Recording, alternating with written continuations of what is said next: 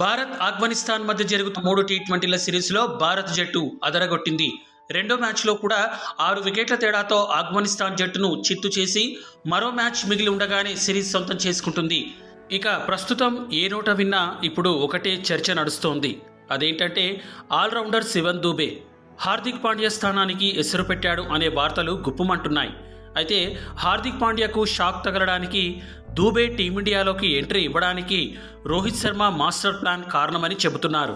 ఎందుకంటే టీ20 ప్రపంచ cup, Asia cup, one day ప్రపంచ కప్ వంటి టోర్నమెంట్లలో కీలక సమయాలలో గాయాల కారణంగా పాండ్యా భారత జట్టుకు దూరమయ్యాడు. దీంతో ఆ సమయంలో టీమిండియా చాలా ఇబ్బంది పడింది. కొన్ని సందర్భాల్లో మ్యాచ్లు కూడా ఓడిపోయింది. దీంతో మరోసారి టీమిండియా ఫాస్ట్ బౌలింగ్ ఆల్రౌండర్ లేకుండా ఇబ్బంది పడకూడదు అనే ఉద్దేశంతో రోహిత్ శర్మ, శివన్ దూబేకు అవకాశాలు ఇవ్వాలని డిసైడ్ అయ్యాడు. శివన్ దూబే కూడా చేతికి వచ్చిన అవకాశాలను 2 చేతుల అందిపుచ్చుకొని తన సత్తా ఏంటో నిరూపించాడు. అలా హార్దిక్ పాండ్యా సమస్యకు దూబే రూపంలో మాస్టర్ ప్లాన్ వేసి రోహిత్ చెక్ పెట్టాడు.